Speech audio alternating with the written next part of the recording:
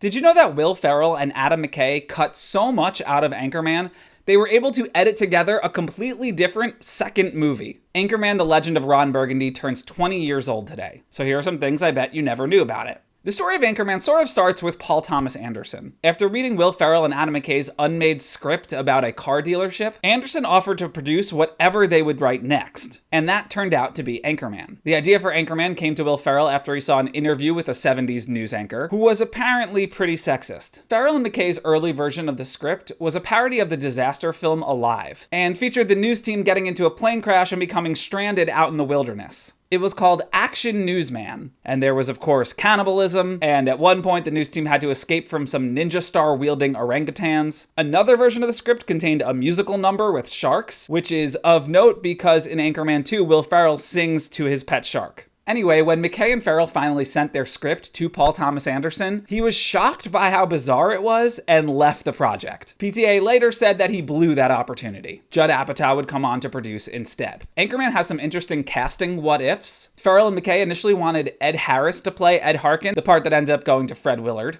Dan Aykroyd was considered for Chris Parnell's role of Garth. Alec Baldwin was considered for Frank, who ended up being played by Luke Wilson. James Spader was considered for Brick, the role that Steve Carell got, which is interesting because Spader would later play the boss of Dunder Mifflin on The Office after Steve Carell left the show. Bob Odenkirk, Ben Stiller, and Ron Livingston were all thought of for Paul Rudd's role, while John C. Reilly was considered for Champ Kind, the role that ended up being played by Dave Koechner. Reilly does not appear in Anchorman, but he apparently impressed Will Ferrell so much that Ferrell specifically developed a role for him in Talladega Nights, which led to Step Brothers, and then, yes, Reilly's appearance in Anchorman 2. Meanwhile, Christina Applegate beat out Amy Adams, Leslie Mann, and Maggie Gyllenhaal for the part of Veronica. And I would have loved to be in the room when they told Judd Apatow his wife wouldn't be getting the role. Adam McKay's daughter, Lily Rose McKay, plays the girl who calls Ron a disappointment to us all, while his wife, Shira Piven, plays the mother. The movie's narrator is Bill Curtis, who was an Anchorman for years, and then went on to be the announcer for NPR's Wait, Wait, Don't Tell Me. Other cameos, of course, include Seth Rogen, Jack Black, Ben Stiller, Danny Trejo, Tim Robbins, producer Judd Apatow. While Anchorman is famously set in San Diego,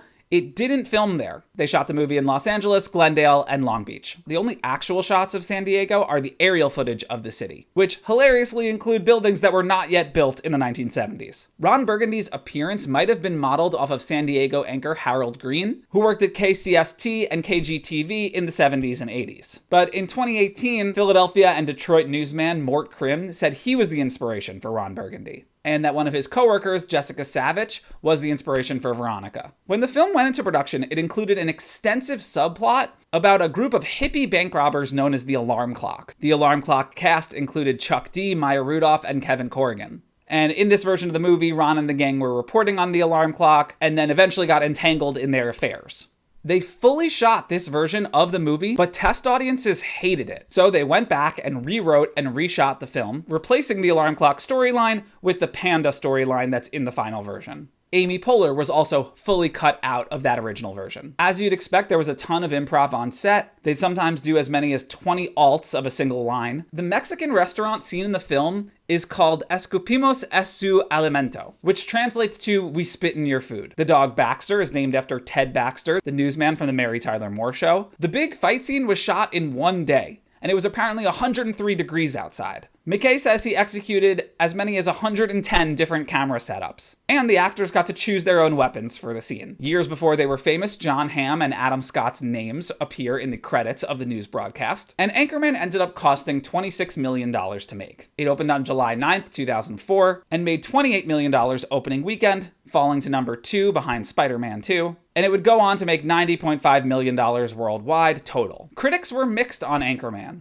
Today, 66% of the 202 reviews assessed by RottenTomatoes are positive, but Anchorman's DVDs sold well. In its first 5 days, it generated $10.3 million in rental sales. Will Ferrell and Adam McKay's DVD commentary for the movie is a bit of a joke, and consists of mostly random and sarcastic discussions not related to the movie at all. So because there was so much unused material from that Alarm Clock version of the movie, Adam McKay was able to cut together a second film. It's called Wake Up Ron Burgundy, The Lost Movie, and it was released straight to DVD in 2006. Anchorman went on to be regarded as one of the best comedy movies ever. It spawned a sequel in 2013, Anchorman 2, The Legend Continues, which had a budget of $50 million and made $173.6 million at the box office. In 2019, Will Ferrell reprised the role of Ron Burgundy for the Ron Burgundy podcast, which ran for 67 episodes, and included interviews with people like Gloria Steinem, Kamala Harris, and Guy Fieri. A 4K Blu-ray of Anchorman was finally released this week. And also this week, Jay Johnston, who played one of the street-brawling newsmen in the movie, pleaded guilty to interfering with police officers who were trying to protect the U.S. Capitol on January 6th,